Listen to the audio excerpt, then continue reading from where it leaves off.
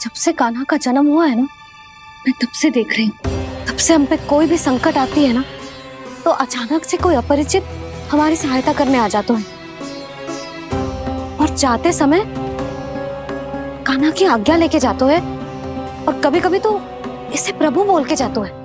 बाबा संभालो। यशोदा, इस जानकी को चढ़ो है और विचित्र विचार तुम्हारे मन में है। अरे सब जानते हैं कि हमारा परिवार राजसी, तुम्हें पता ना चल तो होगा, पर हमारे कान्हा को सब राजकुमार ही समझते हैं देखकर, इसीलिए उसे सम्मान देने के लिए सब ऐसा ही करते हैं, और कोई बात ना है।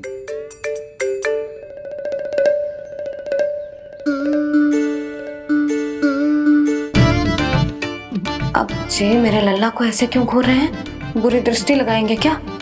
वैद्यराज जी, आपके सहायक तो गए, अब आप यहाँ क्यों?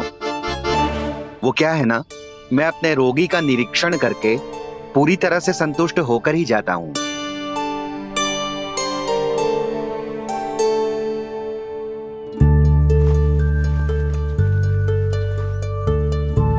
हाँ, संकेत तो अच्छे हैं, कल सुबह तक बिल्कुल ठीक हो जाएगी। धन्यवाद वैद्य जी।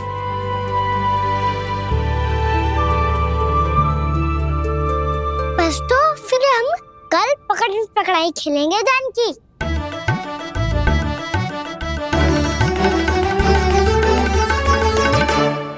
भानु, बंसी, जाकर उस क्षेत्र के चारों ओर बाड़ बनवा दो और वहां सूचना पट्ट भी लगा देना, ताकि जानकी के साथ जो हुआ है वो किसी और के साथ ना हो। शीघ्र जाओ। जी ठीक है।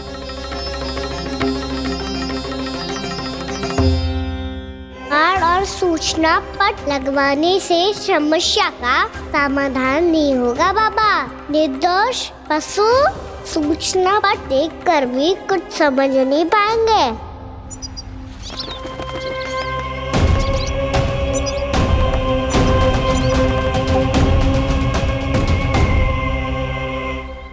तो तुम्हारे कहने का अर्थ यह है कि व्योमासुर मारा जा चुका है और वो बालक अब भी जीवित है।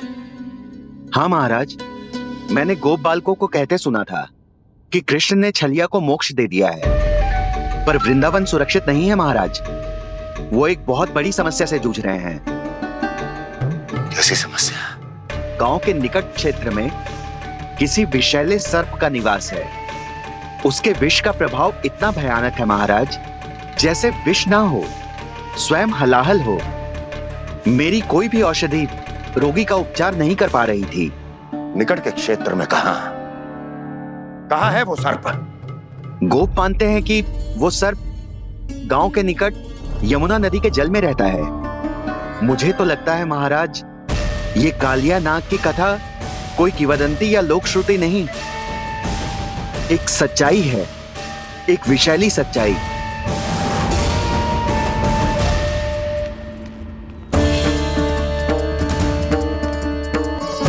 कालिया का सामना करने का समय आ गया है, पर उससे पहले मुझे बुलाना होगा उन्हें।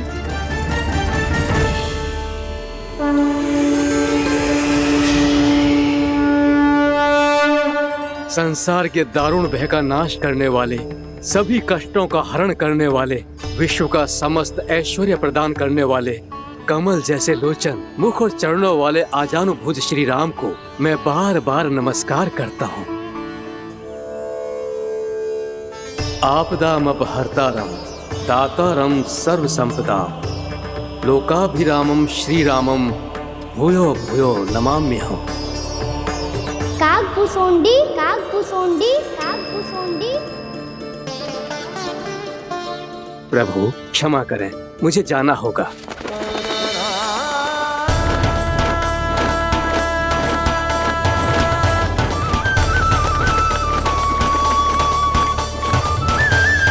प्रणाम प्रभु। अनेक बार मैं आपके दर्शनों के लिए आया प्रभु। कभी नंद भवन के झरोखों से आपके दर्शन करके चला जाता था, तो कभी दूर किसी वृक्ष की आड़ से आपको निहार लिया करता था। आज आपने स्वयं मुझे बुलाकर धन्य कर दिया प्रभु।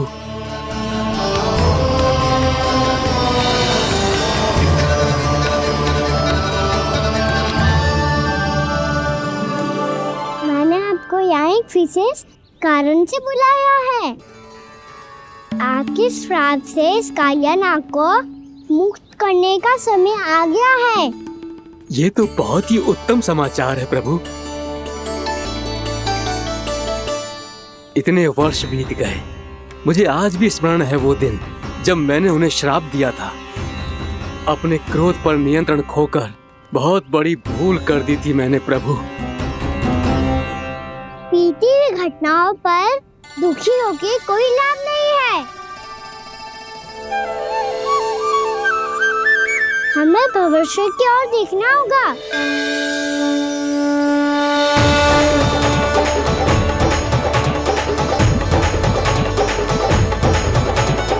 आदेश कीजिए प्रभु, क्या आज्ञा है आपकी? जब मैं कालिया नाग का सामना करने जाऊं, तो आप यही रहेगा।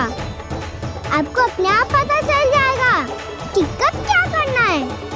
और हाँ, लौटते जाते समय नारद मुनि से कहिएगा, वो आकर मुझसे भेंट करे। अवश्य प्रभु, प्रणाम। क्या इसने सच्ची में देवर्षि नारद को बुलाया है? नारायण नारायण, आपको संदेश भेजने की आवश्यकता नहीं थी। आप स्मरण करते और मैं चला आता। तुम्हारा कल्याण हो नारद।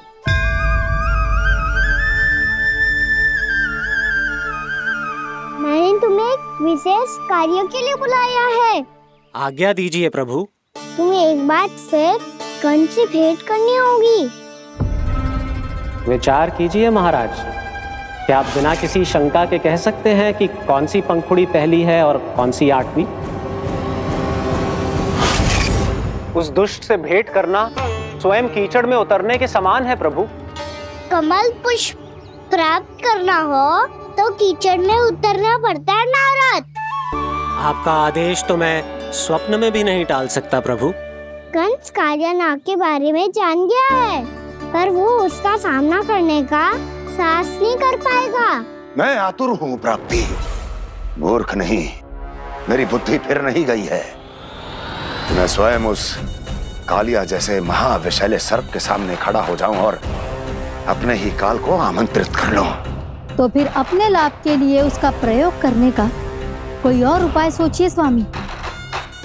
कुछ ऐसा कीजिए कि यमुना नदी का पूरा जल विषैला हो जाए और वृंदावन वासी उसका उपयोग करे, और आपका काल कहलाने वाला वो बालक स्वयं काल के गाल में चला जाए।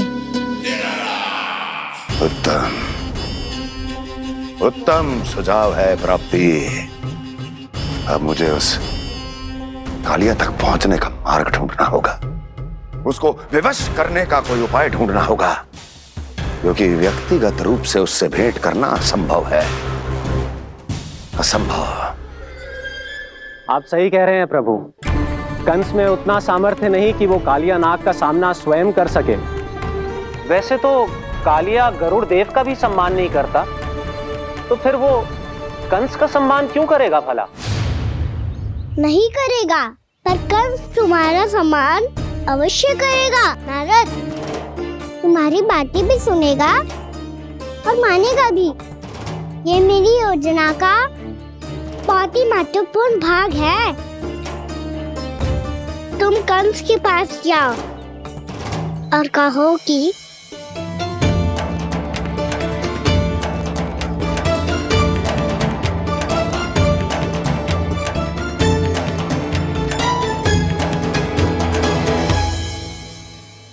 संतान अपने माता पिता को तीर्थ का सौभाग्य दिलाती, और मेरा लल्ला कितना महान कि उसने हमारे घर को ही तीर्थ बना दिया। ऐसा तीर्थ जहां मेरी आंखों के सामने भक्त और भगवान का मिलन हो रहा है। जो आज्ञा प्रभु।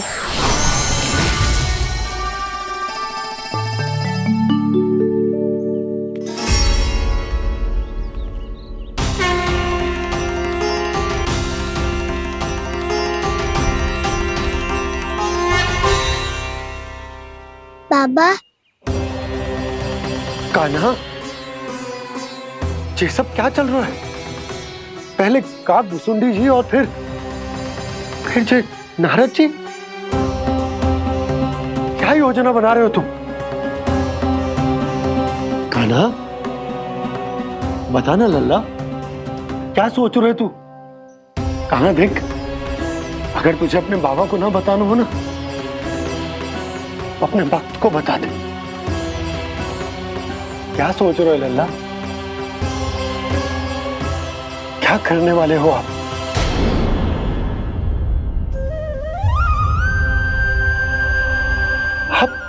आप इतने दुखी क्यों हो? कान्हा, कान्हा, क्या होगा? क्योंकि मुझे आभास हो गया है बाबा, समय आने वाला है। कौन सा समय आने वाला है लल्ला? इसीलिए सब कुछ बदलने वाला है। भैया को मेरा सत्य पता चल जाएगा बाबा।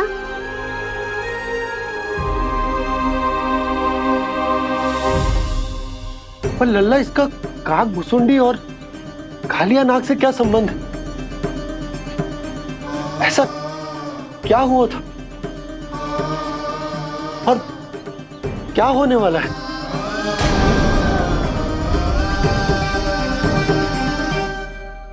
जो होने वाला है बाबा, उसका संबंध उससे है जो सैकड़ों वर्ष पहले हुआ था। महर्षि भृगु के एक वंशज थे वेद शिरोमुनि, जो विंध्याचल की पहाड़ियों में साधना कर रहे थे। तभी वहाँ अश्वशिरा नाम के एक दूसरे मुनि आमंत्रण के बिना ही आ गए। कितना सुंदर और शांतिपूर्ण आश्रम है। यहाँ प्रभु की साधना करने में बहुत आनंद आएगा। शीघ्र ही अश्वशिरा मुनि उपस्थिति के कारण होने वाले व्यवधान से बाध्य होकर वेद शिरा मुनि ने अपनी आंखें खोली। कौन हो तुम और यहाँ क्या कर रहे हो? आपके आश्रम में बहुत शांति है मुनिवर। साधना करने के लिए बहुत ही उत्तम स्थान है ये। मैं चाहता हूँ कि मैं भी यहाँ। आप यहाँ साधना करना चाहते हैं, लेकिन इतना भी नहीं जानते कि किसी के आश्रम में प्रवेश करने से पहले उसकी आज्ञा लेनी चाहिए। आप ये भी नहीं जानते कि यदि कोई यज्ञ कर रहा हो तो बिना अनुमति के वहाँ प्रवेश करने से उसकी यज्ञ साधना भंग हो सकती है। आप क्या साधना करेंगे मुनि? आप तो साधना के योग्य ही नहीं हैं। इतना अपमान!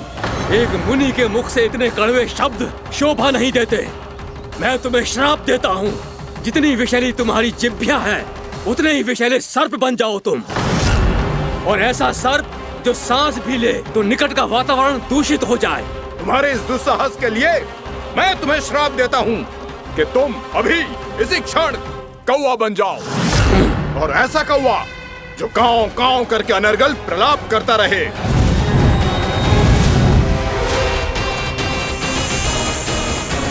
ये मैंने क्या किया? ये मैंने क्या किया? क्रोध के कारण दोनों ने एक दूसरे को श्राप दे दिया। पर दोनों ही मेरे भक्त हैं, और भगवान होकर मैं अपने भक्तों को इतनी कठिनाई में कैसे देख सकता था। इसीलिए जिस संकट में उन दोनों ने अपने आप को फंसा लिया था, उसका समाधान करने में मैं उनके पास गया।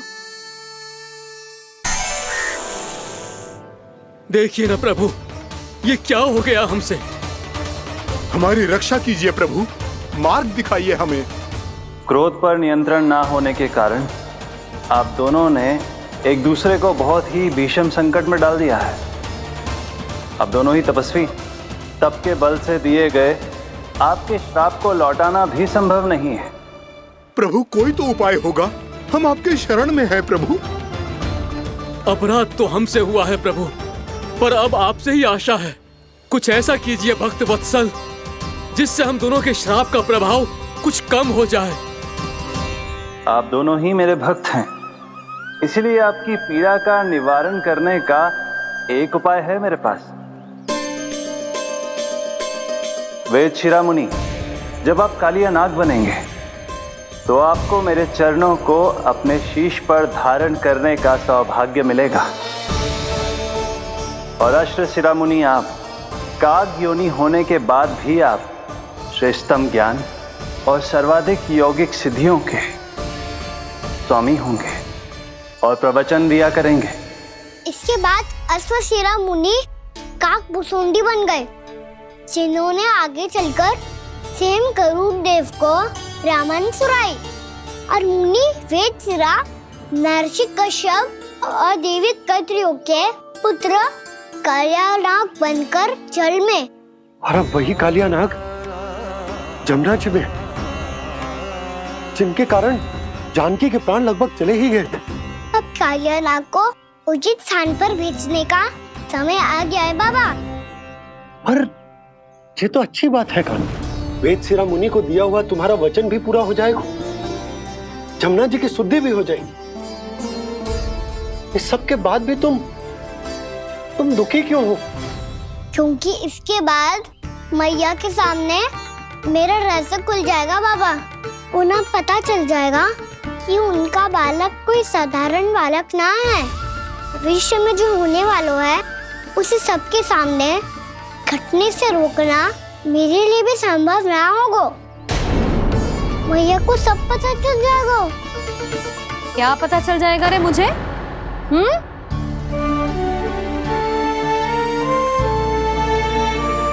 यही कि सबसे अधिक प्रेम मैं आपसे ही करता हूँ। अब बस भी कर, चलो भोजन के लिए बुलाने आई थी तुम दोनों को। भूखा थोड़े ना रहने दूंगी अपने लल्ला को, मेरा लल्ला दुर्बल हो जाएगा ना। आप खिलाओगे तो ही खाऊंगा। हाँ ठीक है, मैं ही खिलाऊंगी। अब चल, आओ जी, चल।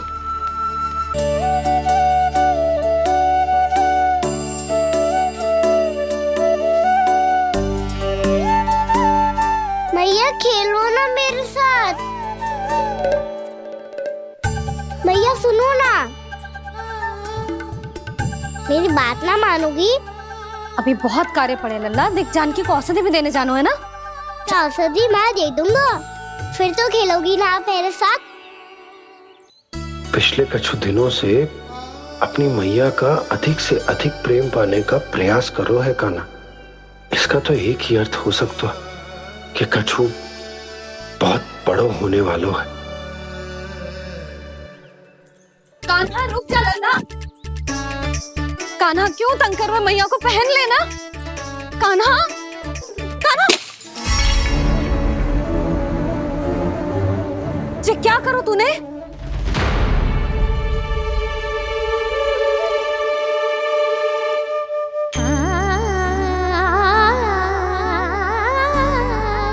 अच्छा ठीक है, अब मुंह लटकाने की आवश्यकता ना है। ये ले।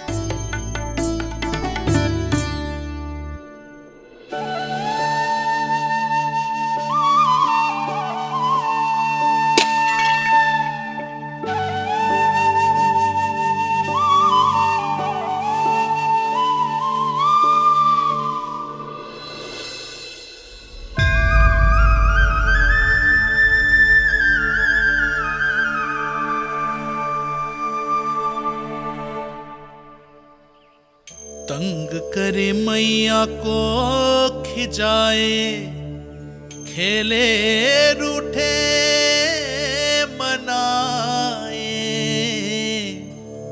लीला अनोखी करके शरारत, कान्हा दंड भी पाए।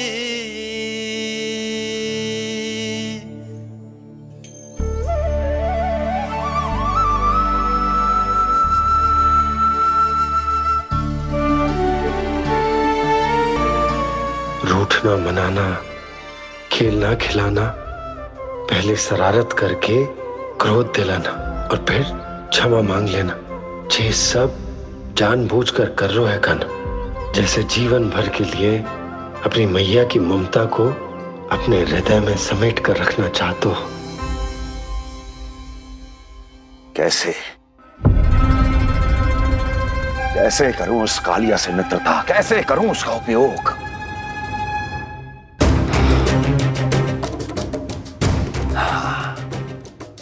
उस पर आक्रमण कर देता और उसे किसी ना किसी तरह से यह विश्वास दिला देता हूं कि यह आक्रमण उस विष्णु अवतार ने किया है। फिर वो क्रोध में आकर सारे वृंदावन वासियों को अपने विष से समाप्त कर देगा।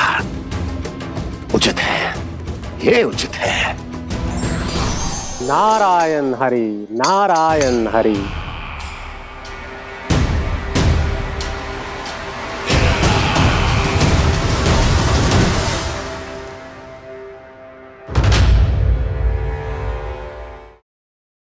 यशोमती मैया के नंद लाला।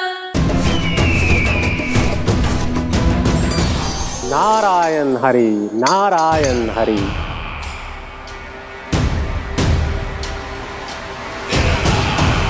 प्रणाम देवर्षि।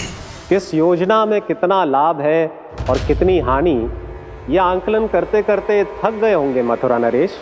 देवर्षि, आज मेरा ध्यान कैसे आ गया आपको? आप तो सदैव ही मेरे ध्यान में रहते हैं महाराज कंस। सत्य तो यह है कि मथुरा में जो भी हो रहा है मुझसे छिपा हुआ नहीं है। मैं जानता हूं कि आप किसी भी असुर को वृंदावन क्यों ना भेजें, और वो असुर कितना भी शक्तिशाली क्यों ना हो, कृष्ण का सामना नहीं कर पाता। या तो पराजय स्वीकार करके आपके पास लौट आता है, या तो फिर वीर गति को प्राप्त हो जाता है।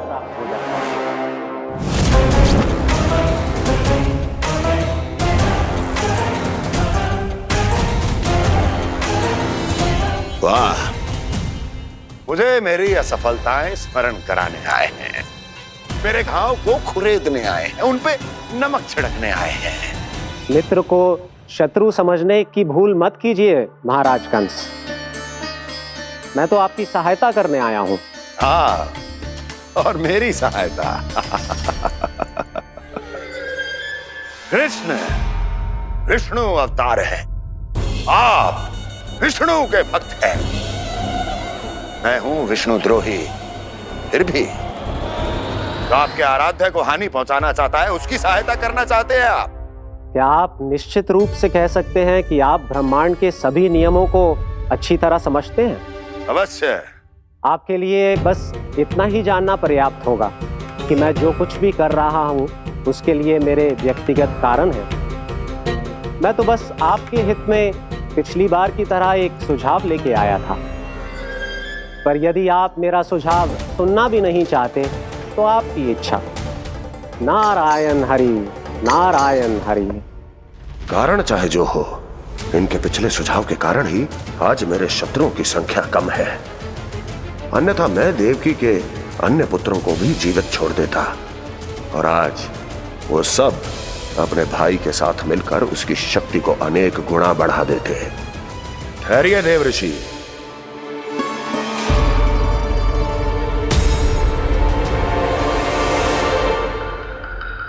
बताइए क्या सुझाव है आपके पास? मेरे सुझाव का नाम है कालिया नाग।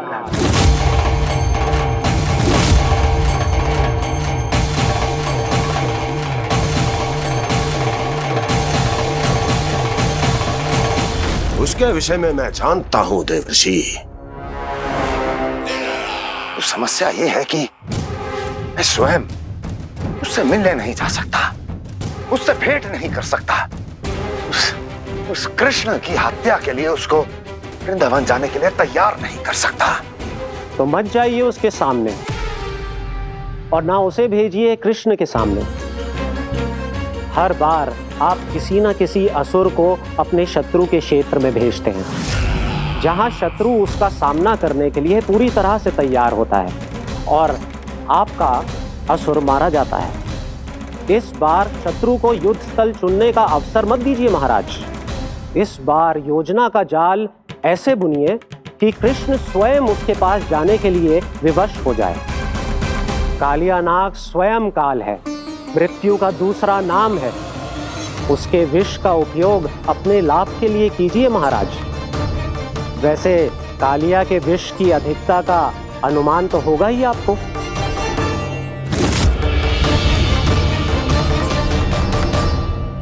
एक बार जो उसके क्षेत्र में पहुंच गया, फिर उसके विष से बचना असंभव है। उचित सुझाव है देवर्षि, उचित सुझाव है। देवर्षि, उस छलिया विष्णु की भक्ति करते करते आप भी उसके रंग ढंग सीख गए हैं। उचित है। उचित है।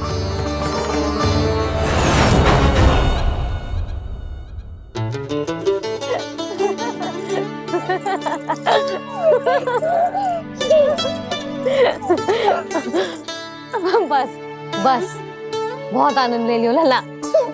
बस अब दूध पी ले। ठहर ठहर, गर्म है। जी ले ले।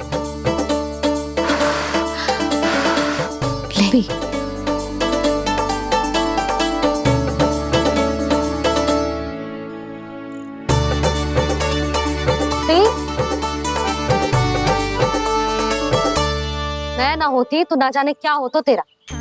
अपने आप दूध भी ना पी सकते है, भावना कहीं का। आपकी इस प्रेम के लिए तो मैं धरती पे आया हूँ मैया। मैं भी यही सोच रहा हूँ यशोदा कि तुम ना होती तो मेरा क्या होता। इसी बात पे थोड़ा दूध और कजू खाने को दे दो। अरे मैं तो भूल ही गई। तनिक ठहर जाओ जी, दूध पी लेना तो आपके लिए भी कछु ले आती हूँ।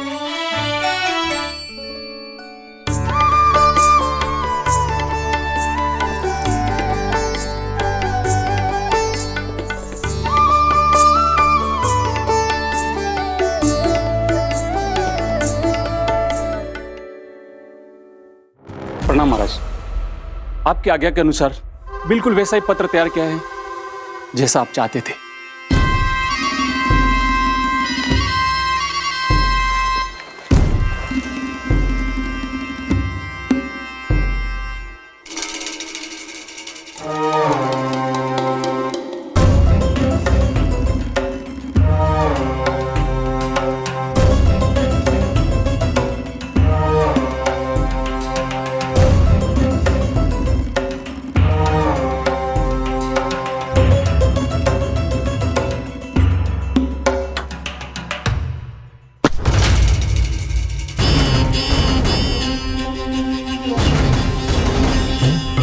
कृष्ण जन्म से लेकर आज तक ये मेरी सबसे महत्वपूर्ण योजना है। इसका सफल होना निश्चित है दूत, किंतु केवल वही करना जैसा मैंने कहा है। जाओ।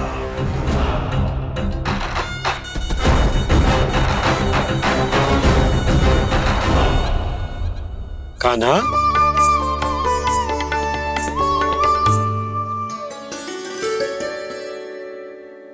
क्या होगा? बाबा मैं चाहता हूँ कि मैया की ममता क्रिस्टल फ्रेम की वर्षा मुझ पे सरते ऐसे होते रहे। वो तो होती रहेगी लल्ला। अपने लल्ला के लिए किसी मैया का प्रेम कभी कम हो सकता है भला? नंदराज, वो मथुरा से एक दूत आयो है महाराज कंस का राजपत्र लेके।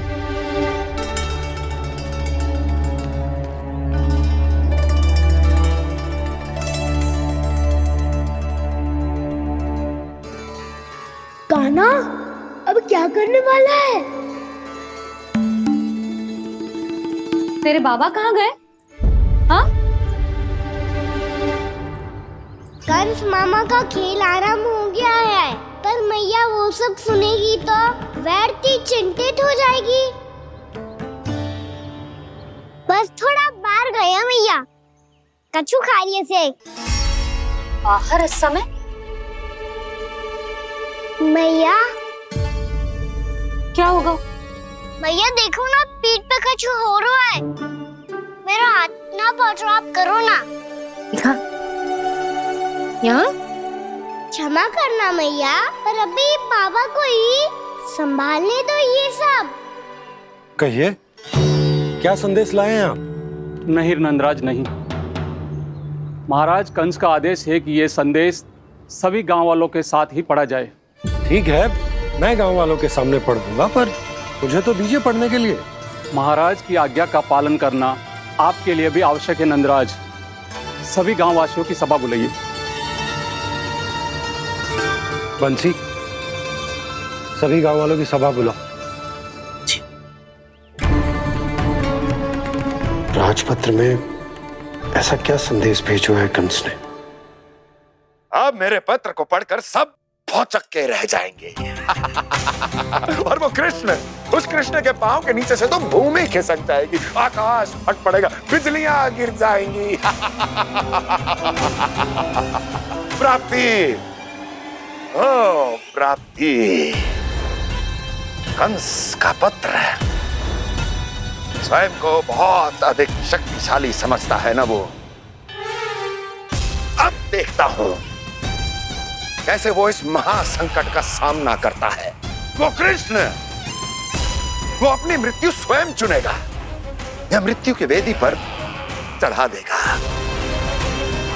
प्रिय वृंदावन वासियों को।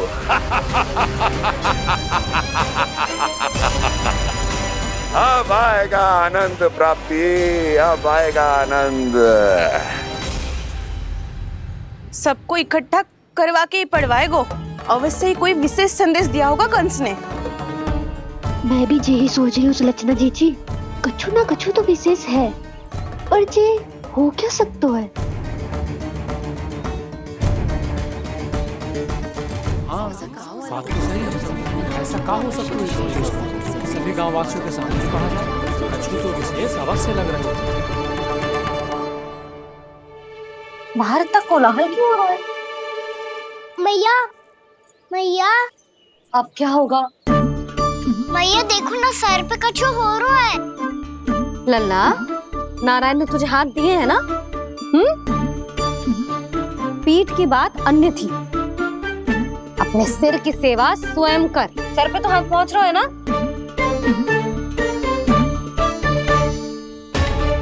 मैया सुनो ना, मैया देखो ना, तीव्र कर कछु हो रहा है।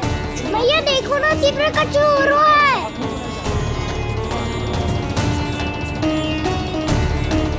सब लोग आ चुके हैं, अपना संदेश सुनाइए आप। गोपराज नंद और सभी वृंदावन वासियों को सूचित किया जाता है कि मथुरा अधिपति और आप सभी के महाराज कंस ने कल सुबह भव्य पूजा का आयोजन किया है। इसके लिए राज्य को वृंदावन के क्षेत्र के निकट यमुना नदी के मध्य में खिलने वाले 1 कोटि कमल के पुष्पों की आवश्यकता है। इसीलिए आप सभी को यह आदेश दिया जाता है कि ये सभी कमल के पुष्प प्रथम पहर से पहले राजसभा में पहुंचा दिए जाए। इतने सारे वो भी प्रथम पहर से पहले कैसे हो सकते हैं? यदि आप ऐसा करने में असफल रहे तो इसे राज आज्ञा का उल्लंघन माना जाएगा और राजद्रोह के आरोप में आप सभी को कड़े से कड़ा दंड दिया जाएगा। स्मरण रहे, यदि कल की पूजा में इन 1 कोटि कमल के पुष्पों का ना पहुंचने के कारण कोई व्यवधान आया तो समस्त वृंदावन वासियों को दोषी माना जाएगा और पूरे गांव को निवासियों सहित धूल में मिला दिया जाएगा। कल प्रथम पहर तक का ही समय है आप सबके पास।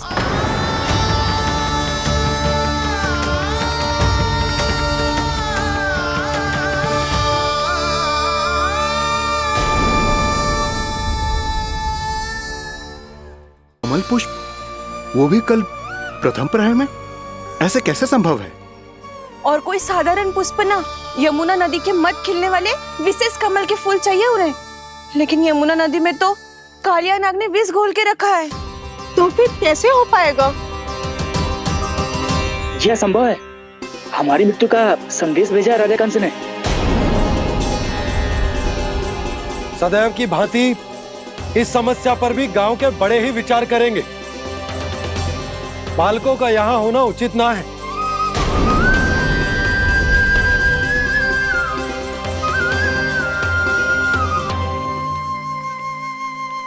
लल्ला, ले जे गेंद ले, जा अपने सखाओं के साथ खेल। सुबल उज्जवल मधुमंगल वसंता, देखो मैया ने क्या दिया है। चलो खेलें, बहुत आनंद आएगा आज।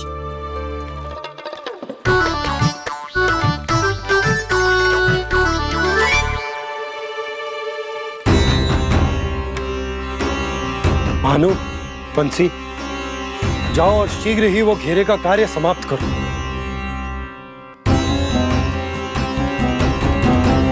पर कछु ना कछु तो करना पड़ेगा ना। पर हम कर ही क्या सकते हैं? पुष्प लाने को और कोई उपाय है भी तो ना। मैं चला जाऊंगा जमुना जी में। वैसे भी मेरे जीवन के कितने दिन शेष बचे हैं। गांव के लिए, समाज के लिए कुछ करके मरूं, तभी तो शांति मिलेगी।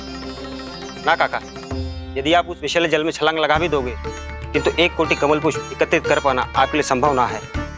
इससे अच्छा है कि मैं चला जाऊं। यदि मैं मर भी गया तो मेरे पीछे रोने वाला कोई ना है। किसी को कहीं जाने की आवश्यकता ना है। गोप नरेश होने के नाते ये मेरा कर्तव्य है कि मैं आप सबकी रक्षा करूं। नंदराज, आपको जाना है तो जाओ। हरिया, काका, भैया सब चले जाओ। लेकिन आपको पता है वहाँ का जल कितना विषैला है। आप लोग एक क्षण भी जीवित नहीं रह पाओगे। फिर कैसे इकट्ठा करेंगे 1 कोटि कमल पुष्प? आप बात तो सही कह रही हैं शांति।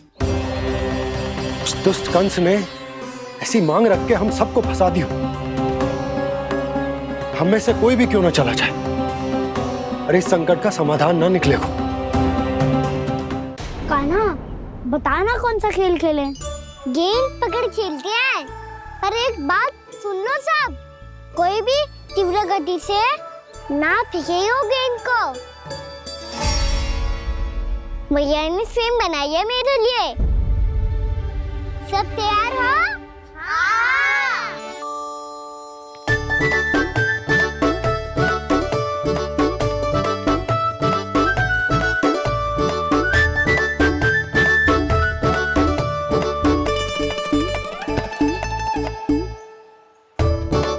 मुझे दो, मुझे दो।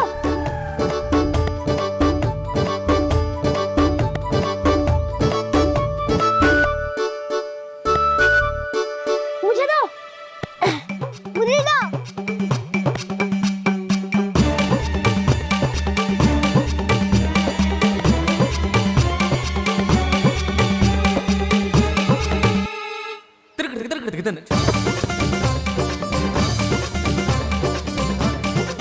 कान्हा, इतनी धीरे से फेंकेगो तो कैसे आनंद आएगो? थोड़ा बल लगा के फेंक। हाँ कान्हा, हम अभी बड़े हो गए हैं, तू अब भी छोटे बालकों की तरह फेंक रहा है।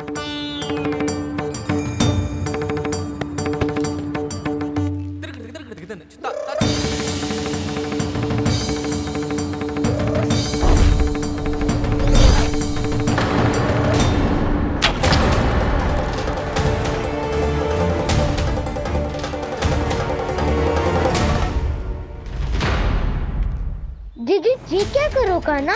गेंद तो डूब गई।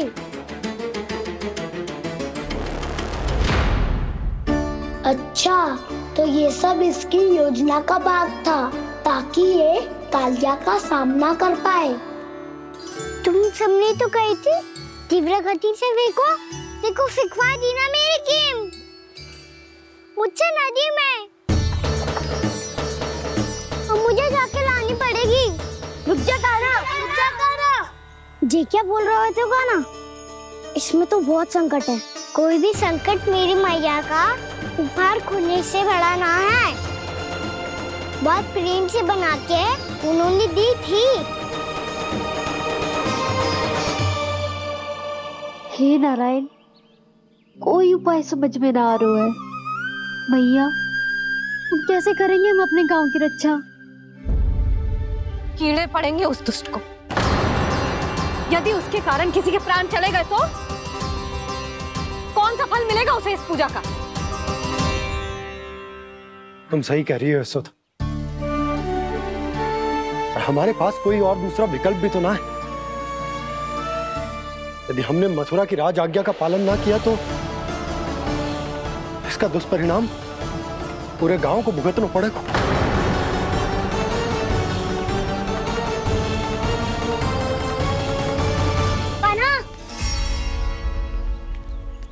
हमें पता है कि तो भगवान है, दिव्य है, बहुत शक्ति है तुझ में।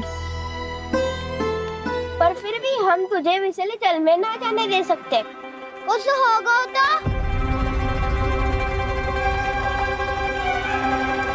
तुम सब इतनी हट कर रहे हो तो ठीक है, ना जाऊंगा। गेंद कहाँ गिरी है, कितनी दूर गई है, ये तो देख लूं, ताकि उसे बाहर निकालने का कोई उपाय ढूंढ पाऊं।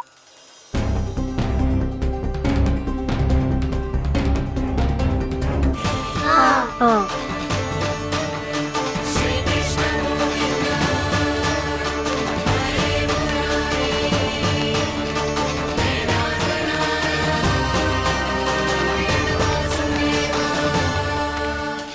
कान्हा की ये लीला तो समझ ही नहीं आ रही। पहले इसने देवर्षि नारद को मथुरा जाकर कंस को भड़काने के लिए कहा, फिर स्वयं ही दुखी भी हो गया कि अब इसका रहस्य सबके सामने खुल जाएगा। और अभी स्वयं ही तो इसने कहा था कि गेंद बहुत महत्वपूर्ण है, फिर स्वयं ही उसे नदी के विषैले जल में फेंक दिया।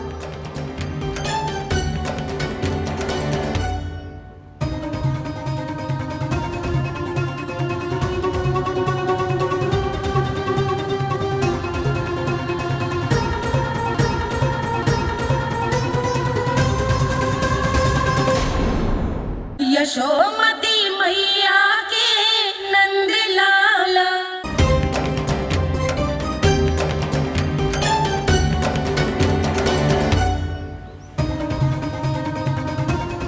कान्हा तू ऊपर क्यों चढ़ रहा है?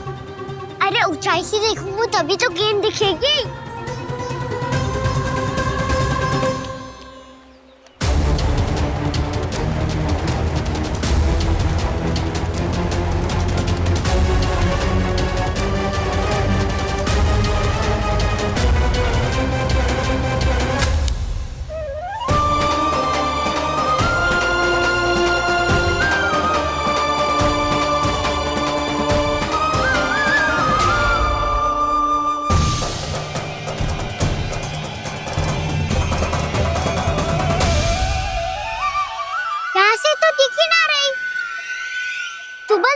से फेंकी थी ना?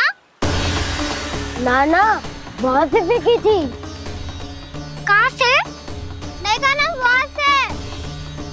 समझ ना आ रहा, ठीक बताना कहाँ से फेंकी थी?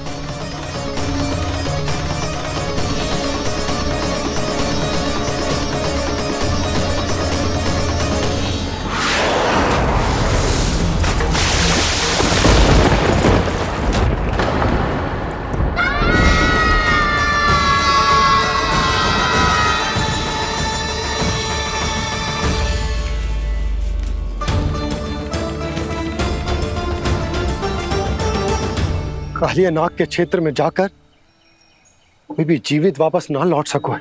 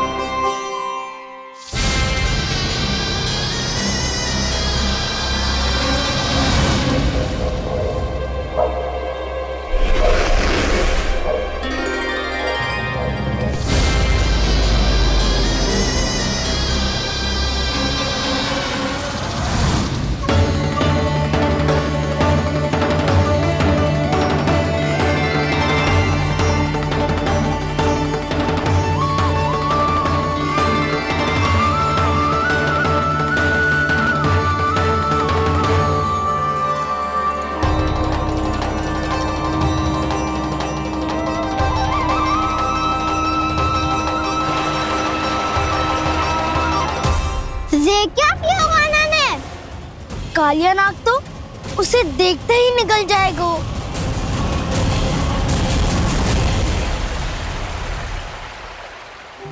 आरंभ से अब तक सब कुछ उसकी लीला का ही भाग था।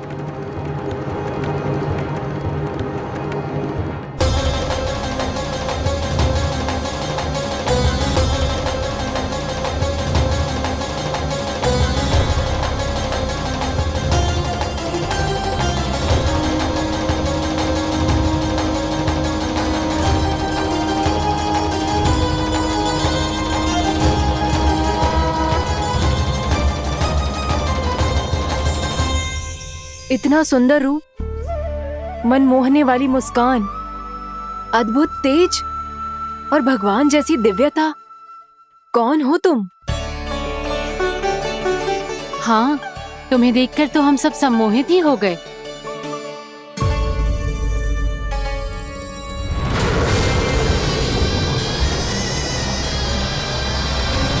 तुम जो भी हो बालक, वापस लौट जाओ। हमारा हृदय तुम्हें ही देखते रहना चाहता है, किंतु यदि हमारे पति जाग गए तो तुम्हें अवश्य हानि पहुंचाएंगे। ये बहुत विषैले है बालक, कालकोट जैसे भयानक। इनके विष से तुम नहीं बच सकोगे। नंदराज, कालिया नाग के विष का प्रभाव बढ़ते ही जा रहा है। पहले 8 कोस तक उसके विष का प्रभाव था, अब तो 1 योजन से अधिक क्षेत्र में फैलो है। जल पीने के प्रयास से अनेक पशु मारे गए हैं और नदी के निकट के वृक्ष और वनस्पति सब नष्ट होने लगे।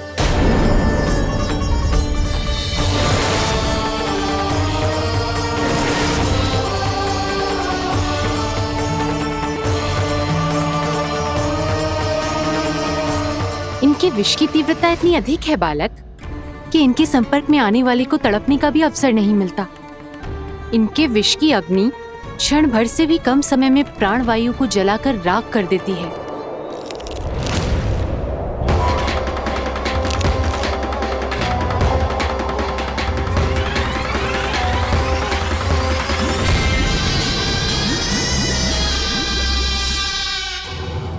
तब तो समस्या और भी गंभीर हो जाएगी।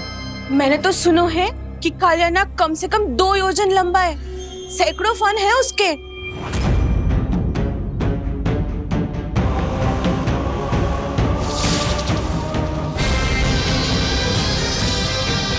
इसका अर्थ तो ये है कि हम दोनों ओर से फंस गए। एक और कंस को 1 कोटि कमल पुष्प देने जो कि कालिया नाग के क्षेत्र में पड़ते हैं, और दूसरी ओर उस कालिया नाग का विष यमुना जी के क्षेत्र में बढ़ता ही जा रहा।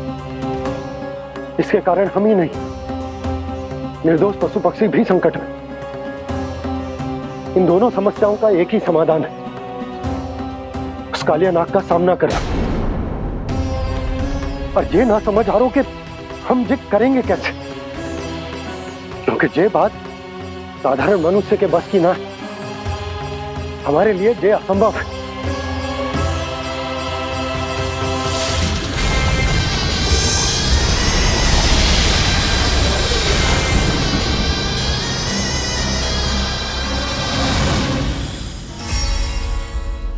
अब तो तुमने अपनी आंखों से भी देख लिया बालक, ये कितने विषैले हैं।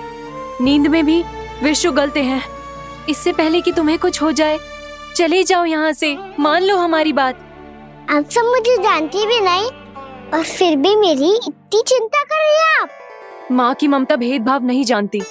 तुम भी किसी के पुत्र हो और हम सब भी माँ हैं।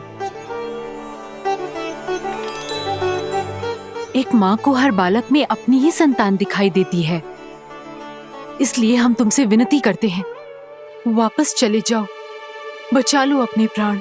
मेरी चिंता मत कीजिए, मुझे कुछ नहीं होगा। होगा, अनर्थ होगा यदि ये उठ गए तो।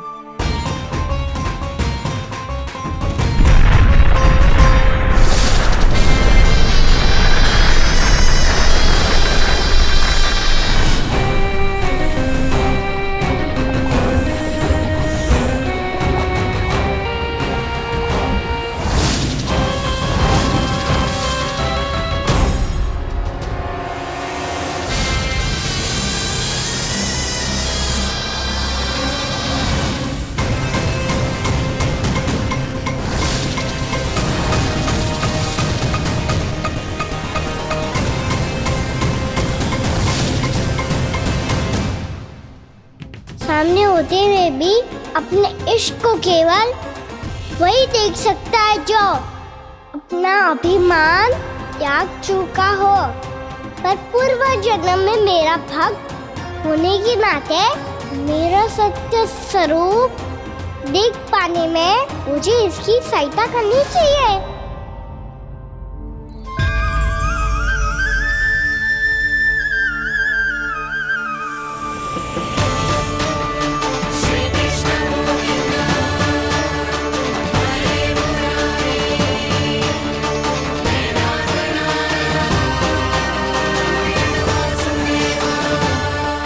देखो हमारा छोटा सा कान्हा कैसे डट के खड़ा हुआ है, इतने विशालकाय, इतने महाभयंकर सबके सामने।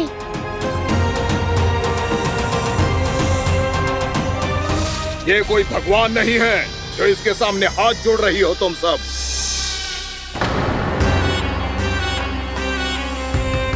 एक सामान्य साधारण बालक है ये, जो ये तक नहीं जानता कि इसके सामने है इसका काल, कालिया। तू कौन है बालक? मेरे इतने निकट आकर भी तू जीवित कैसे है? मेरी नहीं, अपनी चिंता करो कालिया। बहुत मनमानी कर ली तुमने। अब बस मैं तुम्हें रोकना हूँ। अब बस मैं तुम्हें रोकना हूँ। मैं तुम्हें रोकना हूँ। बित्ते भर का है तू, मेरे विष के बारे में जानता ही क्या है? और कहता है मुझे रोकने आया है। किससे? किससे रोकना चाहता है तू मुझे? मुझे क्रोध दिलाने की भूल मत कर बालक। अपनी फुंकार से ही तेरी इस मुस्कुराहट को अंतिम मुस्कुराहट बना सकता हूं मैं।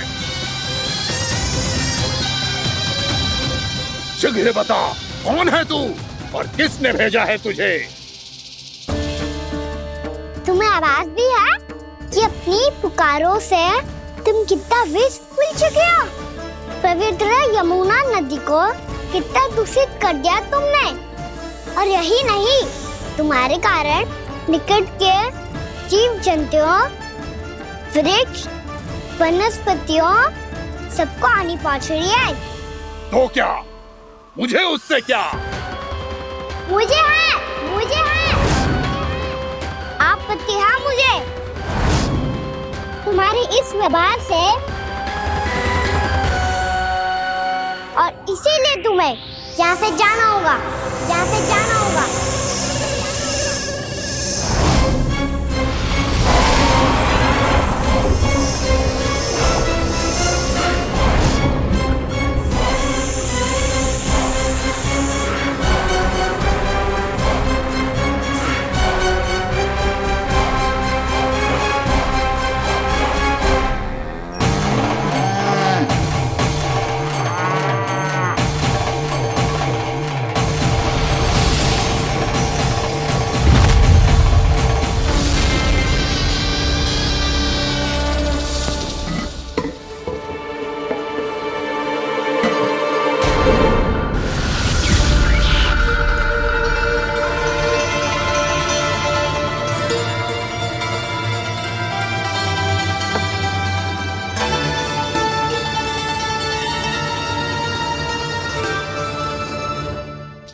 मुझे आदेश देने का साहस भी कैसे किया तूने? इस क्षेत्र को मैंने अपना राज्य बनाया है, मेरा परिवार रहता है यहाँ, और तू मुझे यहाँ से जाने के लिए कह रहा है? हाँ, क्योंकि तुम्हारे यहाँ रहने के कारण अन्य जीवों को हानि हो रही है, और मैं ऐसा नहीं होने दे सकता। मैं तो बस वही कर रहा हूँ जो एक सर्प का स्वभाव है। विष फैलाना स्वाभाविक है मेरे लिए, इसलिए मुझे चुनौती मत दे बालक। चुनौती तो मैं दे चुका हूँ कालिया। अब तो बस तुम्हें स्वीकार करनी है।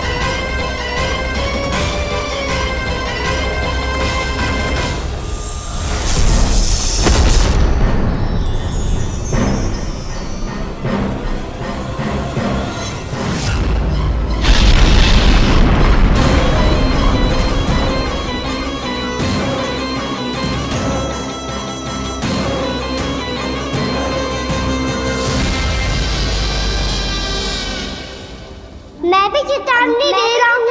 यहाँ से चले जाओ।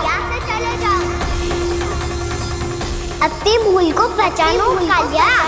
तुम जो कर रहे हो अनुचित है।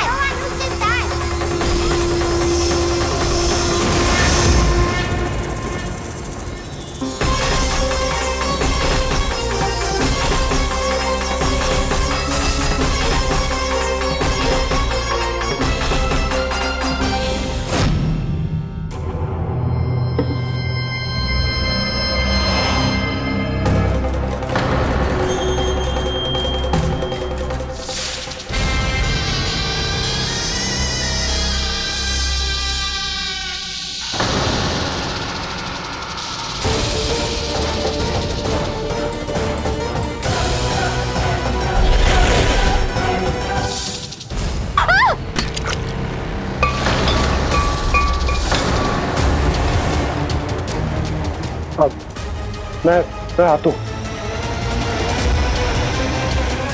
क्या हो गया सुधा? मुझे आवाज हो रहा है जी, कछु ना कछु गड़बड़ है। यशोदा, जो समस्या हमारे सामने है, हम सभी उसका समाधान खोजने में जुटे। तुम विश्वास करो, मैं कोई ना कोई समाधान अवश्य ढूंढ लूंगा। हम कैसे भी करके वो कमल के पुष्प उस कंस तक पहुंचा देंगे। नाना, समस्या उससे कहीं अधिक है, उससे कहीं अधिक बड़ी, उससे कहीं अधिक भयानक है।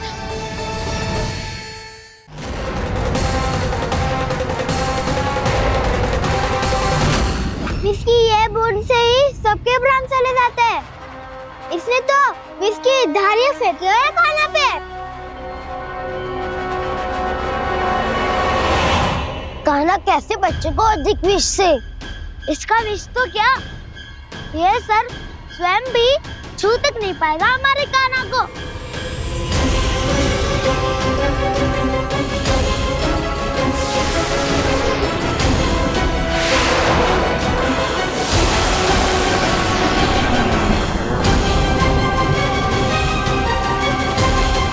तुम्हारे सखा को, मेरे भाई को कोई हानि नहीं पहुंचा पाएगा। ये कान्हा का सत्य चाहे जो हो बलराम, पर अभी तो जो एक बालक ही है ना। देखो कैसे विष के कारण स्थिर हो गया है।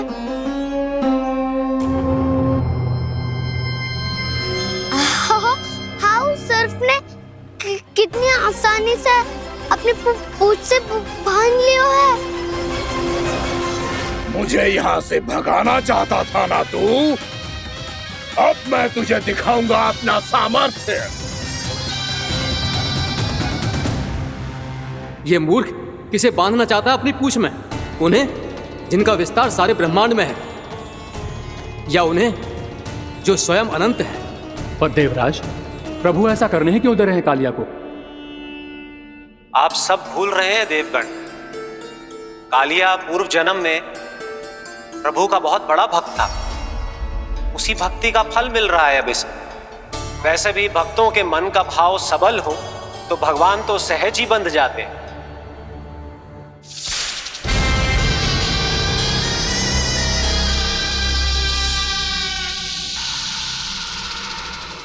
बलराम, तुमने ही तो कही थी कान्हा को कछु ना होगो। देखो दुष्ट ने चारों ओर से जकड़ लियो है।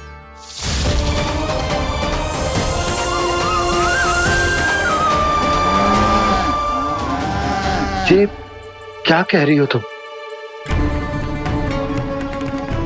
सुधा जी, क्या हुआ? घबरा क्यों रही हो आप? सुलक्षणा, मुझे आभास हो रहा है कुछ बहुत बड़ी अनहोनी हो गई है। नंदराज, नंदराज, नंदराज!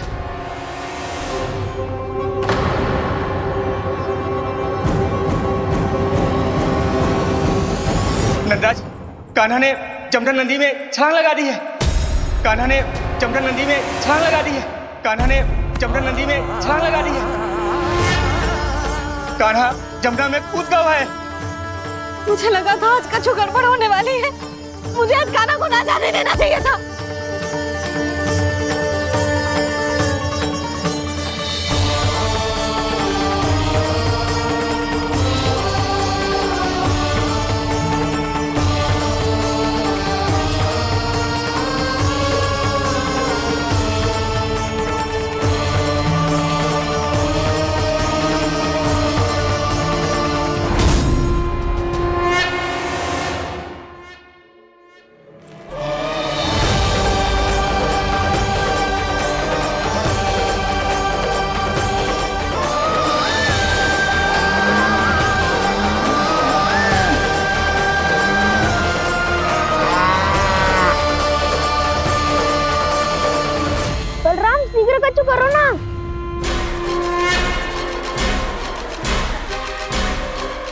कुछ भी करो पर कान्हा को बचाओ।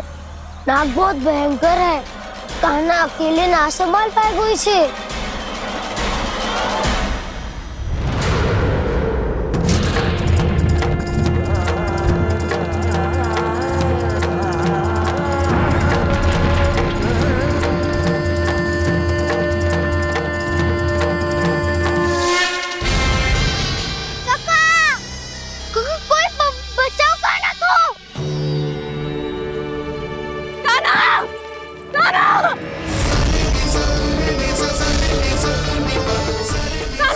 यशोदा, यशोदा रुको।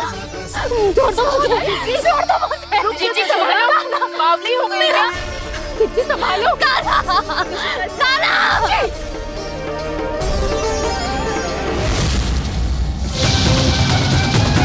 यशोमती मैया के नंद लाला।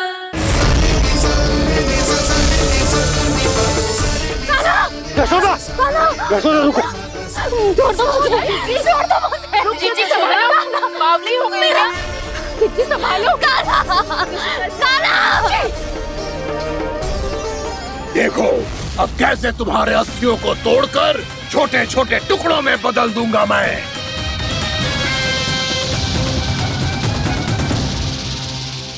जी आप जाओगी तो आप भी फंस जाओगी। अपने लल्ला के लिए मैं किसी भी संकट का सामना करने के लिए तैयार हूँ। छोड़ो ना यशोदा, हमें कोई और उपाय खोजना पड़ेगा। कोई और उपाय? आप देख ना रही मेरा कान्हा किस दशा में है। कान्हा मैया के वश में नहीं है, नहीं तो ये अपने लल्ला के लिए साक्षात काल का भी सामना कर ले। ये तो केवल कालिया नाग है। हे नागराज, आप मेरे प्राण ले लो पर कान्हा को छोड़ दो। ना नागराज, आप मेरे प्राण ले लो, मैं विरोध भी ना करूंगी। ना नागराज, आप मुझे मार दो पर मेरे कान्हा को छोड़ दो। ना ना ना ना नागराज, मेरे प्राण ले लो, हमारे कान्हा से क्या शत्रुता है आपकी?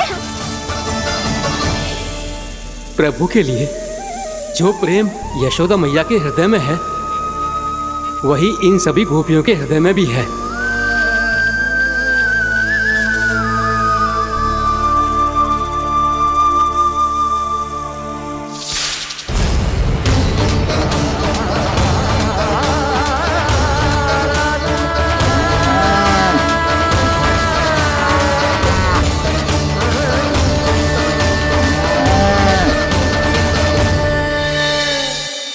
यशोदा, यशोदा, देखो इन गोप गोपियों को, इन गैयाओं को, इन सब के मन में भी तुम्हारी भांति ही ममता भरी हुई। वो सब भी कान्हा से उतना ही प्रेम और स्नेह करती है, उतनी ही ममता से भरी हुई है जितनी कि तुम। तो तुम ही सोचो, जिसके साथ इतनी ममता और इतना स्नेह, इतना प्रेम, उसका कोई क्या कर सकता है? उस कालिया नाग का विष इस सब आशीर्वादों के सामने कछु न है। कछु करो जी, उसे बोलो वो मेरे प्राण ले ले, मेरे कान्हा को छोड़ दे। यशोदा,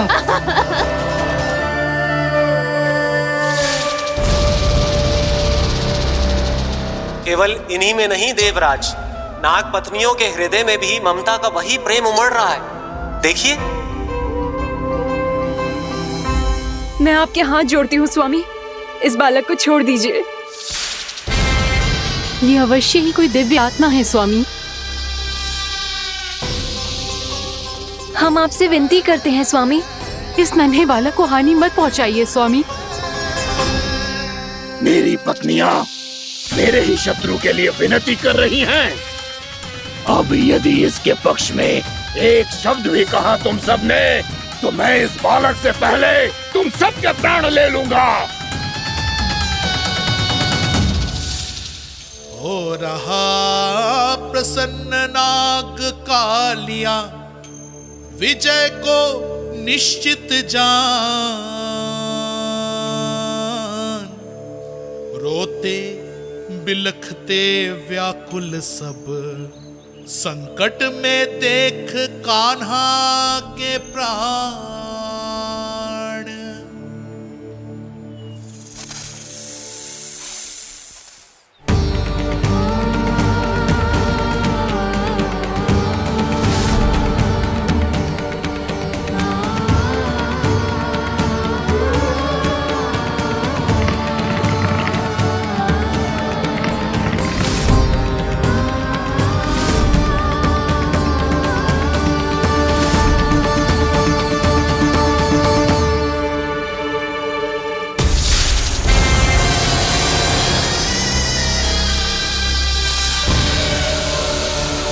कुछ करो जी, मेरे लल्ला को बचा लो, कोई तो कुछ करो।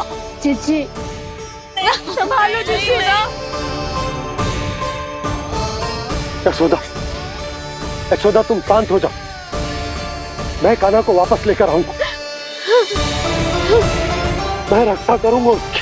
ना नंदराज, नंदराज नहीं, कम से कम आप तो समझो नंदराज, कालिया के पास आप जाओगे तो आप भी फंस जाओगे।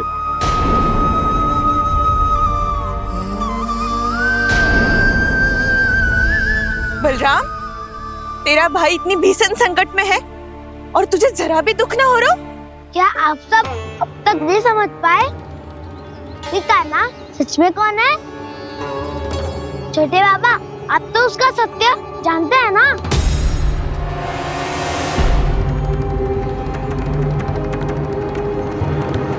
मानता हूँ कि आप सब कान्हा के रहस्य के बारे में नहीं जानते, पर क्या उसके जन्म से आज तक घटी एक से बढ़कर एक विचित्र घटनाओं को भी भूल गए हैं आप सब?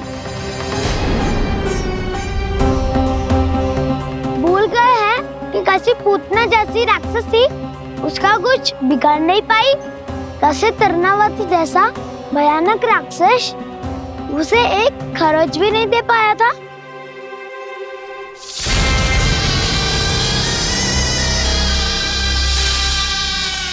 आप सबने अपनी आंखों से देखा था ना, बकासुर से कान्हा की रक्षा करने देवता स्वयं आए थे, पर सत्य तो ये है कि वह सभी देवता भी उस असुर के सामने असमर्थ हो गए थे। तब कान्हा ने बहुत ही आसानी से उस भयंकर असुर का वध किया था, एक ही बार में धराशायी कर दिया था उसे।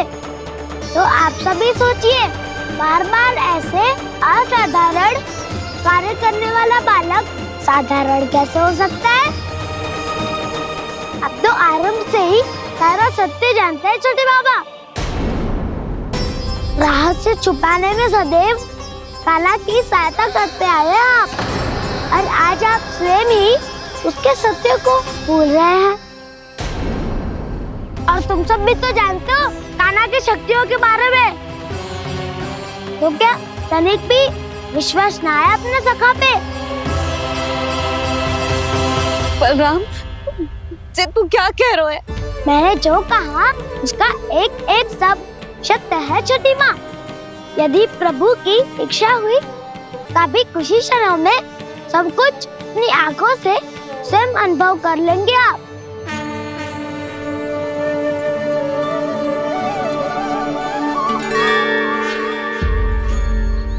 शांताकारं भुजगशयनं पद्मनाभं सुरेशं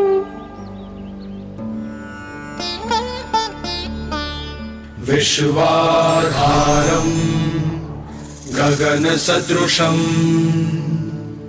मेघवर्णं शुभांगं लक्ष्मीकान्तं कमलनयनं योगी वीरध्यानगम्यम्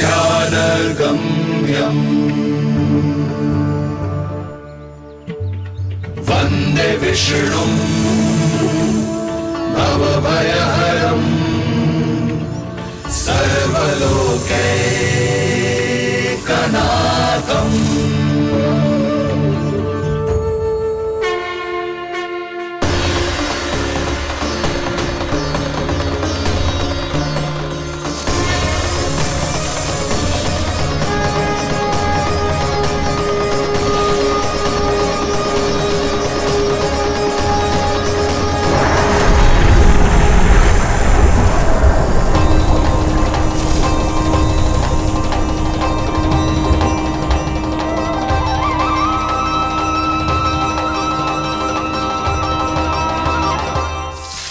लगता है बालक कि तू मेरी जगत से निकल गया तो अब बच जाएगा तू?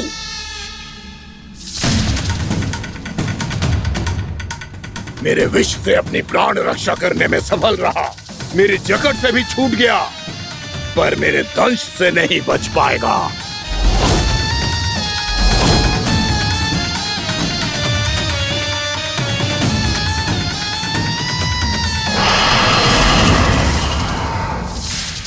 अब भय से भाग रहा है, पर मैं तुझे मृत्यु देकर रहूंगा।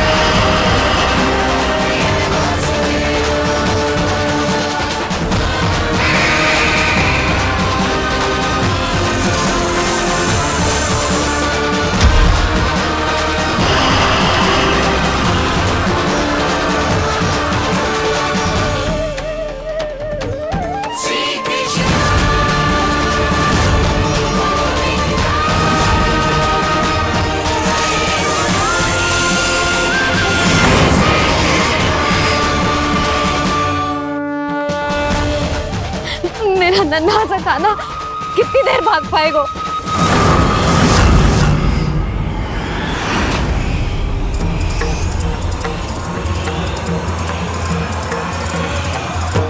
और कितनी प्रतीक्षा करोगे मेरी भक्त कालिया?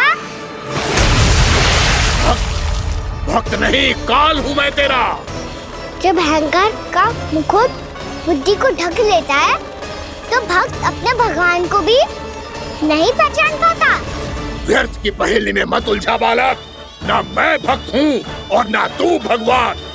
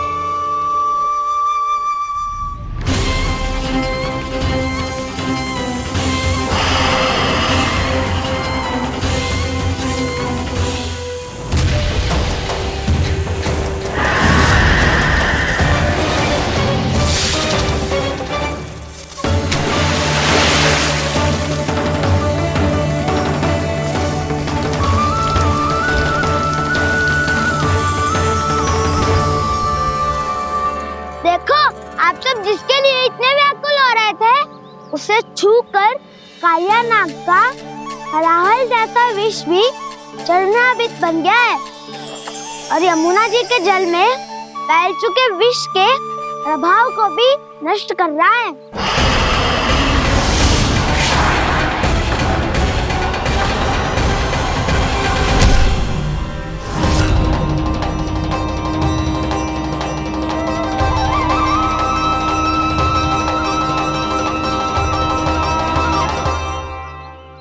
धर्म रक्षक, अधर्म विनाशक प्रभु श्री कृष्ण का कौशल सचमुच अद्वितीय है। नारायण नारायण।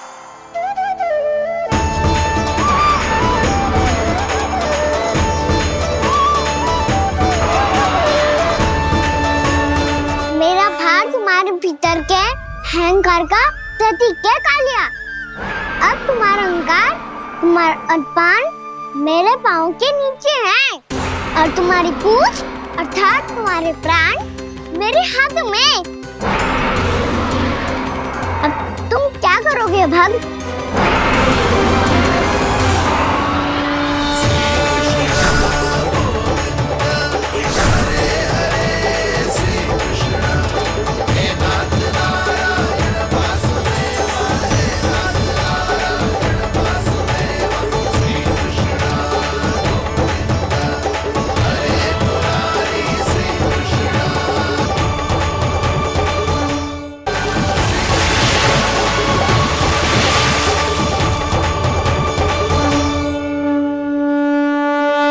प्रभु, भले ये आपको पहचानने में असमर्थ हो, पर हम सब ने आपको पहचान लिया है। हाँ प्रभु, एक भक्त होने के नाते और एक अर्धांगिनी और माँ होने के नाते मैं आपसे इनके प्राणों की भिक्षा मांगती हूँ। अपनी कृपा दिखाइए और इन्हें क्षमा कर दीजिए। आपके लिए मित्र और शत्रु में कोई अंतर नहीं प्रभु। उसी तरह आपकी कृपा और दंड में भी कोई अंतर नहीं। दोनों दया ही तो हैं, अकारण ही किसी को प्राप्त नहीं होती। हमें विश्वास है कि हमारे पति को मिला ये दंड कोई अभिशाप नहीं है, आपका वरदान है। ये सत्य है प्रभु कि इनसे बहुत से पाप हुए हैं। इनके विष से बहुत सारे जीव जंतु को हानि पहुंची है, पर अब आपके चरण इनके शीश पर पड़ गए हैं। ऐसी कृपा तो बड़े बड़े महान महात्माओं को भी दुर्लभ है, और इन्हें प्राप्त हुआ तो अवश्य ही ये किसी महान पुण्य का ही फल है। हे प्रभु, उन्हीं पुण्य कर्मों की शक्ति का आह्वान कर मैं आपसे विनती करती हूँ, इन्हें प्राणदान दीजिए। मैं अपने इस भक्त को क्षमा अवश्य करूंगी देवियों, यदि ये अपने अहंकार को त्याग कर मुझे पहचान ले तो।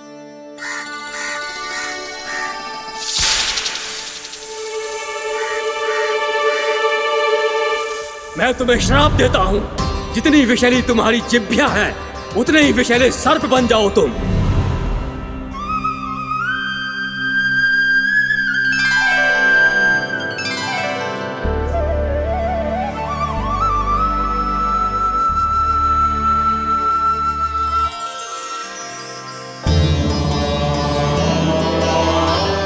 नारायण, मुझे क्षमा कीजिए नारायण। मैं तो आपका परम भक्त था, किंतु मैं आपको पहचान नहीं सका। इसका दंड तो मुझे मिलना ही था, किंतु मैं अब प्रायश्चित करना चाहता हूं। इसके लिए यदि आप मेरे प्राण भी ले लेंगे तो भी मुझे कोई दुख नहीं होगा। मैं अपना जीवन, मृत्यु और अपना अस्तित्व सब कुछ आपको समर्पित करता हूं।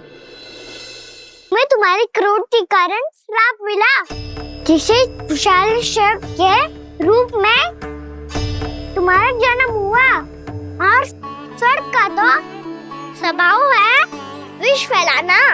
इसीलिए तुम्हें दंड नहीं दूंगा मैं, सिर्फ सभी अपराधों का पश्चाताप कर लिया। इसीलिए मैं तुम्हें क्षमा करता हूँ कालिया।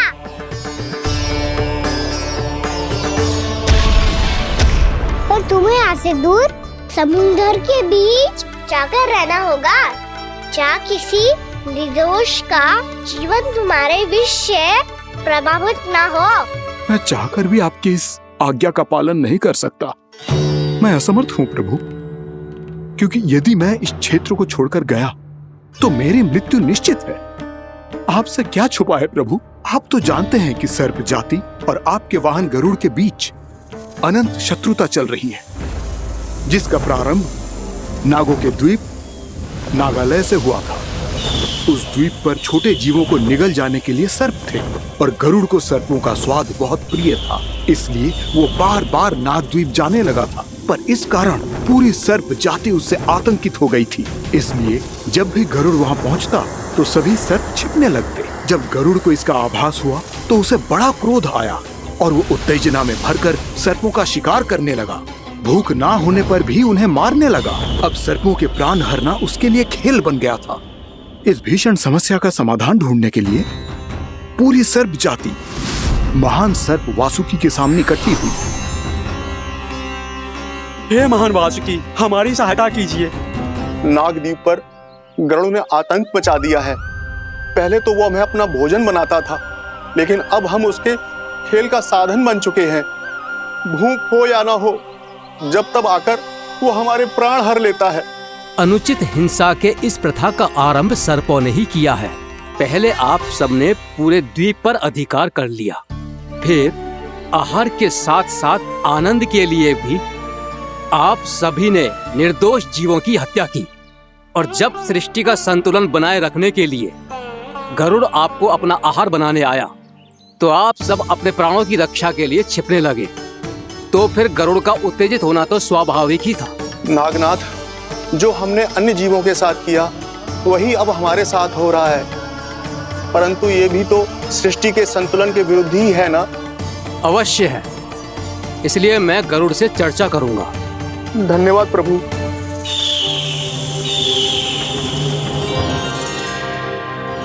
यशोमती मैया के नंद लाला।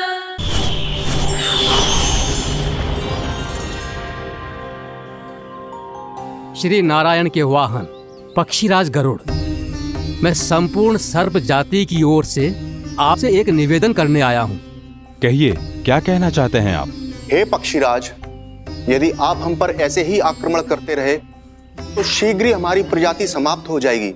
इसीलिए हमारी आपसे विनती है, यदि आप उचित समझें तो सर्पों के किसी एक घर से हम आपको एक सर्प प्रतिदिन अर्पित करेंगे। आप उसको आहार बनाइए और अन्य सर्पों को जीवित रहने का अधिकार दीजिए। मुझे स्वीकार है। तब से प्रतिदिन किसी एक घर से एक सर्प गरुड़ के भोजन के लिए भेजा जाने लगा। समय के साथ मेरे घर की भी बारी आई, परंतु मैंने एक बहुत बड़ी भूल कर दी।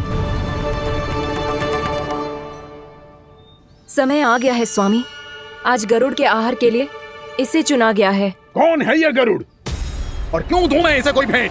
स्वामी, सभी सर्प राज्यों और गरुड़ के बीच में यही समझौता हुआ है, हमें इसका सम्मान करना ही होगा।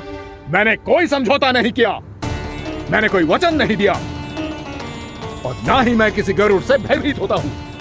यदि इस राज्य में किसी को सर्पों को अपना आहार बनाने का अधिकार है तो वो केवल मुझे है। अब से गरुड़ को दी जाने वाली हर भेंट मुझे दी जाएगी, महाविषधारी महान नागराज कालिया को। यह और कुछ नहीं, मेरा अभिमान था प्रभु, और ये मेरे इस जन्म की सबसे बड़ी भूल थी, क्योंकि फिर जब गरुड़ को इस बारे में पता चला तो। कालिया, अभिमान में आकर तूने अपने काल को ललकारा है। जिस कालिया के नाम में ही काल छिपा है, तू उसे ललकारने का दुस्साहस कर रहा है गरुड़। स्वयं को भगवान विष्णु का वाहन कहता है, तो वाहन का ही कर्म कर। स्मरण रख, इस धरती के सर्वश्रेष्ठ योद्धाओं के लिए भी मैं मृत्यु का दूत हूँ। विनाश काले विपरीत बुद्धि, तुझ जैसे मूर्ख सदा इस युक्ति को सार्थक करते आए हैं। अपने विनाश को आमंत्रण किया है तो अब भोग।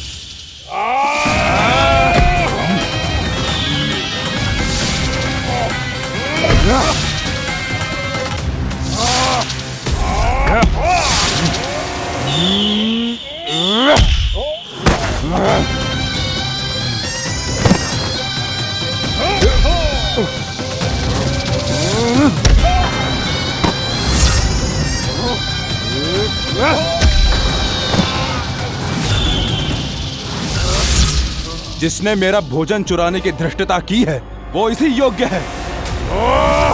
तू मुझे जानता नहीं है गरुड़, मैं महाविषधारी नाग कालिया हूँ। तेरा इतना दुस्साहस कि तूने मुझ पर चरण से प्रहार किया।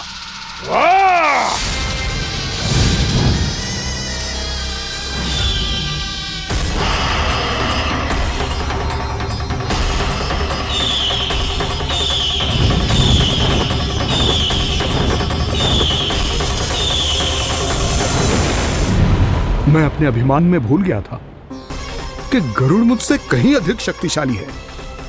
इसलिए अपने प्राणों की रक्षा करने के लिए मैं एक स्थान से दूसरे स्थान भागने लगा। नदियां, पर्वत, यहां तक कि मैंने सागर भी लांघ डाला, पर मैं जहां भी जाता गरुड़ के रूप में मेरा काल वहीं आ जाता। इसीलिए मृत्यु की आशंका से भयभीत होकर मैं अपने बड़े भाई मां कद्रु के प्रथम पुत्र अनंत शेषनाग से राय लेने चला गया। भैया, मैं यहां आपसे आपकी सहायता लेने आया हूं। मेरी एक छोटी सी भूल के कारण यह गरुड़ मेरा पीछा कर रहा है। मुझे हर समय हर स्थान पे ढूंढते रहता है। यदि उसने मुझे ढूंढ लिया तो वो निश्चित ही मेरे प्राण ले लेगा। मुझे कोई ऐसा स्थान बताइए जहां मैं अपनी पत्नी और अपनी संतानों के साथ शांति से रह सकूं। तुम यमुना नदी के किनारे वृंदावन क्षेत्र में जाके वास करो कालिया। गरुड़ वहां प्रवेश नहीं कर सकता, क्योंकि उसे ऋषि सोबरी का श्राप मिला हुआ है।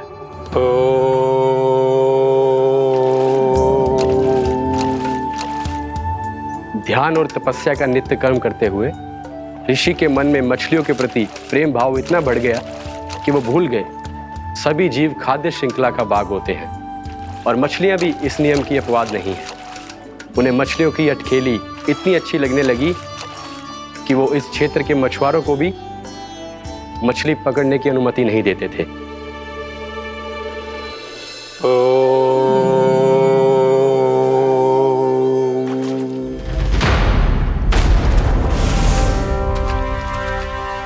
उस दिन वो उस पक्षी को नहीं रोक पाए, पर तब से सावधान रहने लगे।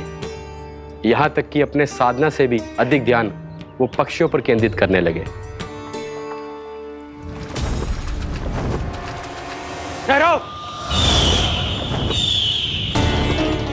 इसी क्षण अपनी चोंच में पकड़ी इस मछली को छोड़ दो। तुम्हें इन मछलियों का आहार नहीं करना चाहिए पक्षीराज। ये तो खाद्य श्रृंखला का नियम है ऋषिवर। यदि मैं इनका आहार नहीं करूंगा तो कोई और पक्षी कर लेगा। मैं अपने आनंद या प्रतिशोध के लिए इनके प्राण नहीं ले रहा। ये तो बस मेरा भोजन है। पर यह मेरा तपस्या स्थल है। तुम यहाँ शिकार करके मेरी साधना में विघ्न नहीं डाल सकते पक्षीराज। यदि आपकी यही इच्छा है तो मैं आज के बाद यहाँ नहीं आऊंगा।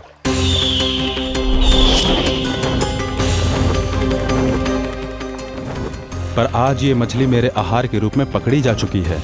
मैं वचन देता हूँ ऋषिवर, इस स्थान पर यह मेरा अंतिम शिकार होगा।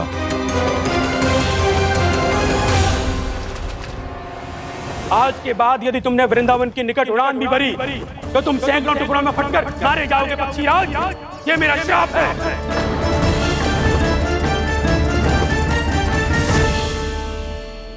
और इसीलिए भैया शेषनाग के सुझाव के अनुसार मैं यहां आ गया। पर अब यदि मैं कहीं और जाऊंगा तो मेरे प्राण नहीं बचेंगे प्रभु। डिस्टेंट रहो कालिया। अब से गरुड़ तुम्हें कोई हानि नहीं पहुंचाएगा। अब तुम्हारे फनों पर मेरी पक्षिंग बन गए कालिया। इसीलिए अब से तुम्हें गरुड़ से कोई भय नहीं होगा। निश्चिंत होकर अपने परिवार के साथ गहरे समुद्र में चले जाओ और सुख से शांति से निवास करो। पर ध्यान रहे निर्दोष जीवों को हानि ना पहुंचे। आपने मुझे जीवन दान दे दिया प्रभु। इस उपकार से मैं कृतज्ञ हूँ प्रभु। आदेश दीजिए, मैं आपकी सेवा कैसे करूं? तुम्हारे जल क्षेत्र से 1 कोटि कमल पुष्पों को लेने की अनुमति दे दो कालिया। यह मेरी सेवा होगी। प्रभु, ये तो मेरा सौभाग्य होगा।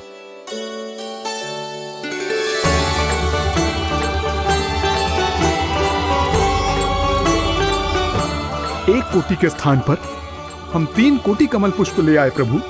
मैं तुम्हारी सेवा भाव से प्रसन्न हुआ कालिया। रमनाक द्वीप पर चले जाओ ताकि तुम्हारे कारण फिर कभी किसी निर्दोष जीव को हानि ना पहुंचे और न ही तुम्हारा विष मेरे प्रिय यमुना नदी के जल को दूषित कर पाए। मैं तुम्हें आशीर्वाद देता हूँ। आज यहाँ मेरे द्वारा तुम्हें दिए गए इस आदेश का स्मरण जो भी भक्त करेगा और प्रातः काल और संध्या काल में इसका उच्चारण करेगा, उसे फिर कभी किसी संकट से कोई भय नहीं होगा। ये स्थान अब से कालिया कुंड के नाम से जाना जाएगा।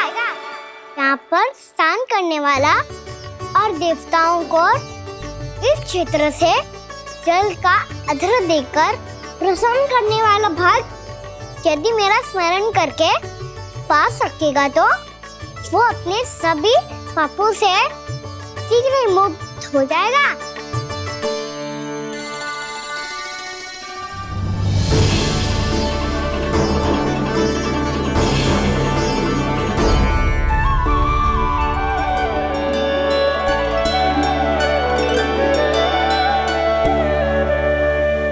कौन है जी भगवान जिसने अभी अभी कालिया जैसे विशाल विस्तर का सामना किया? क्या एक साधारण बालक जो शीत की अधिकता से ठिठुर रहा है? क्या करूं? मैं लल्ला को ममता के आंचल में छुपा लूं या भक्त बनकर प्रभु की लीला देखती रहूं? क्या करूं मैं? कितना ठंडा था जल, बहुत सर्दी लग रही है। सर्दी से तड़पते हुए कैसे देखूं इसे? अभी जाके अपने पल्लू से सुखाती हूँ, हृदय से लगा के स्नेह की आंच दूंगी तो सर्दी पल भर में छूमंतर हो जाएगी।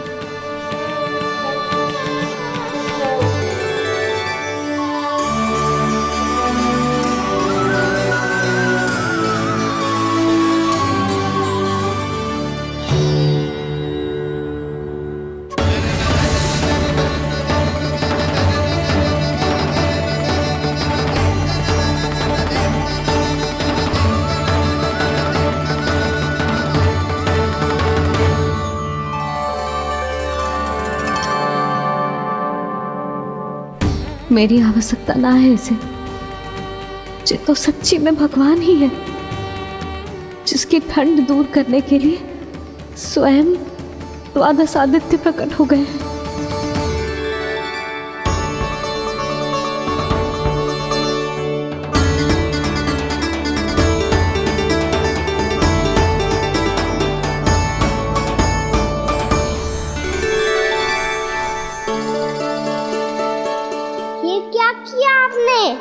मैया मुझे अपने हृदय से लगाने वाली थी कि आप सब प्रकट हो गए। क्षमा कीजिए प्रभु, पर आपको भीगा हुआ देखकर, ठंड से ठिठुरता हुआ देखकर हमसे रहा नहीं गया। हम अपने वश में नहीं थे प्रभु। भक्ति से भावुक होकर हम प्रकट होने पर विवश हो गए थे। हमारी किरणें जैसे स्वयं ही फूट पड़ी और दौड़ पड़ी आपको सुखाने के लिए।